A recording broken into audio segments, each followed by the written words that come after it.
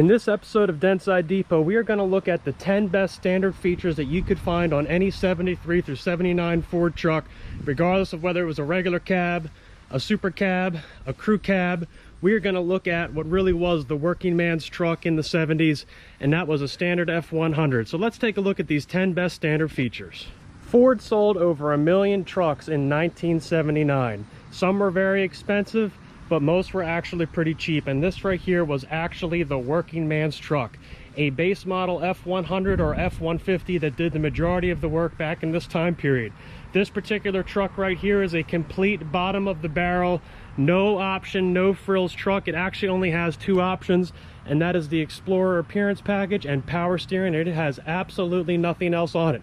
But even with no options at all, it was still a really great truck. So let's dive into this and see what makes it great. One of the best features that you're going to find on a classic vehicle is going to be the vent window, or some people call them the wing window.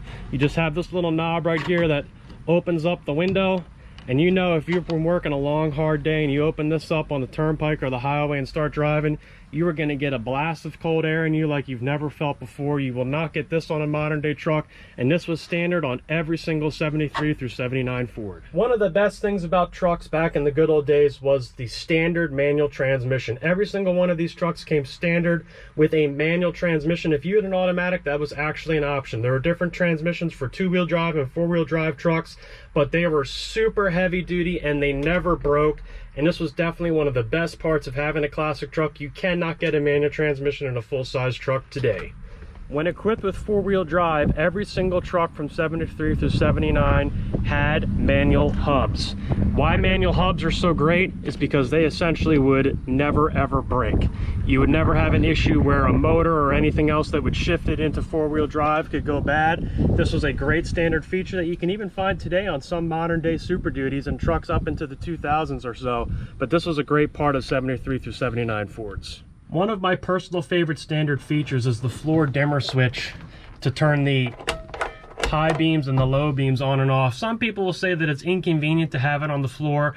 I always thought it was a great standard feature. It's really simple to operate when you're going down the road, and honestly, it's just a lot of fun to push the button and hear the little click. One of my favorite standard features. All of the base model trucks without air conditioning would get floor vents on each side, and it was just a little vent that you would open up like so, and it would allow fresh air to come in. You would also have this on the passenger side of the truck, and it would just be this little window that you would push open like so, and you would be able to have fresh vented air coming in and out. Now, one of the coolest things was when you open it for springtime, first time of the year, you're going to get a whole bunch of dust in your eyes, and that's always a lot of fun. Manual crank windows were absolutely 100% standard on all of these trucks, and there was no option for power windows on 73 through 79 Fords, and I would say probably basically no trucks of this era had power windows. But here's the thing. Manual crank windows never ever break, or almost never ever break. It pretty much takes an act of Congress to get these things to go bad. They last essentially forever, and they were definitely made for the working man. Some people might not consider this a feature, but I absolutely do.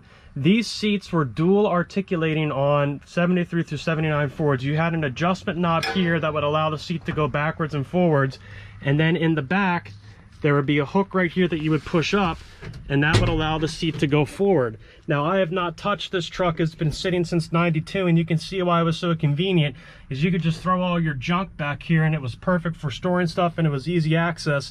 I remember back in the day putting my tool belt and everything in the back of the truck, and that made these trucks very functional, and every single one of them got this feature. Some people may not consider this a feature, but I absolutely do, and that is a tough metal tailgate that also has metal straps. And you can see this one has been untouched since '79. It has taken dirt bikes, it had worked on a farm, and it is still completely together. Yes, they absolutely do rust out, but these tailgates were absolutely tough with these tough metal straps. They would essentially never break, and that was one of the best things about these 73 through 79 Fords. Standard on all trucks were steel wheels. Now, you probably would say, well, why is that a feature? Well, I would say it is a feature because these trucks were made for working, and steel wheels are definitely the best working man's wheel that you can get. Even if you bang them into a curb, you can bang them back out with a hammer and they will keep on going. On the F100s, you would get these tiny little 15-inch steel wheels. And on the bigger F250 and F350 trucks, you would either get 16s or 16.5s. They just kept on working, and you can see these wheels just lasted forever. Every single one of these trucks came equipped with a manual locking hood latch that would open up through the third to the left vent of the grill right here, like so. They were super reliable and they would essentially never break, and it made opening the hood very easy. Now, as an option, you could potentially also get this, and that is a interior locking hood release, so no one could open your hood from the outside. But unfortunately, these do break after a time. They do have a cable and they're not as reliable as the regular standard hood latch, so definitely a great feature in standard form. When talking about the electronics on one of these trucks, this is it. A very simple ignition box, and they were super reliable from the factory. Sometimes they will start to bleed out down the fender well right here, but you can see this one is still original to this truck and it's still ticking to this day. Even if for some reason they do go bad, you can get them for about $20 to $30, and then you're good for hopefully another 30 years. As a final bonus, no matter what truck you ordered, at a very minimum, you at least got these really cool emblems on every single truck. This particular one is F100 Custom, and they really made the truck look cool. Now, as an option, you could get more emblems such as Explorer, Trailer Special, Camper Special, Lariat, Ranger XLT, etc. But they definitely made the truck look really awesome. You just don't get cool emblems like this today. In 1979, it would be very unusual to see an F250 or an F350 Super Cab or Crew Cab truck, as they were much lower production. Take, for example, this F350 Super Cab, they only made 1,600 of them, and the 4x4 Crew Cabs, they only made about 1,800 of them. So they represented a very small portion of these trucks during this time period. Comparatively, the F100s and F150s made up over 70% of all truck production and sales in 1979, making them by far the most common truck and what most people would have bought during this time period. So now let's get down to brass tacks and see exactly what this truck would have cost back in 1979. Well, you can see right here that an F100 regular cab would go for approximately $46, $47 before any additional options, with an F150 ranging in about the low 5,000 range. Now, when you get up to the more expensive trucks like the F350s, they would very quickly get all the way up into the 8,700 range when adding four-wheel drive. Therefore, you can tell that the two-wheel drive would have been the most likely trucks of this time period.